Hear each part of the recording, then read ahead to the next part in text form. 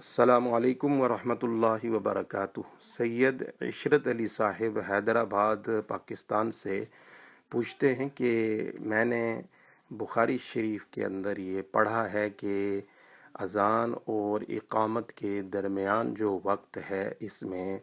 دعائیں قبول ہوتی ہیں، تو وہ پوچھتے ہیں کہ کیا ہر اذان اور اقامت کے درمیان ہی ہے؟ اگر ایسا ہے تو مغرب کی اذان اور اقامت کے درمیان تو وقفہ نہیں ہوتا، باقی اذانوں میں اور جماعت میں وقفہ ہوتا ہے 10 منٹ کا، 15-20 منٹ کا، تو مغرب کے وقت پھر کیا ہوگا؟ تو عرض یہ ہے اس سلسلے میں کہ یہ بات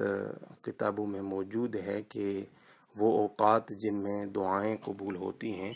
ان میں ایک وقت یہ بھی ہے کہ جب اذان ہوئی اور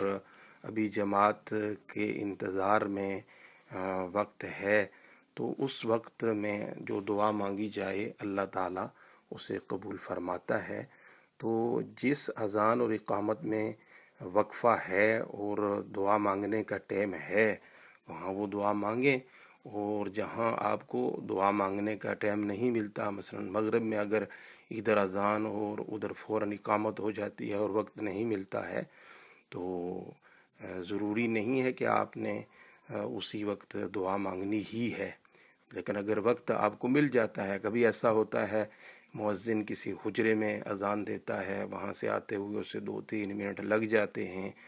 تو اس دوران اگر آپ کو وقت ملتا ہے دعا مانگ لیں۔ تو یہ دعا اس وقت میں مانگنا کوئی فرض واجب نہیں ہے، یعنی یہ وقت ہے کہ اگر اس وقت بندہ دعا مانگے تو اللہ تعالیٰ کی بارگاہ میں امید ہے کہ اللہ اس کی دعا کو قبول فرمائے گا۔ تو وقت ملے تو دعا مانگ لیں، نہیں ملتا ہے نہیں مانگی تو کوئی حرج بھی نہیں ہے۔ ھذا ما فہمت واللہ ورسولہ اعلم بالصواب۔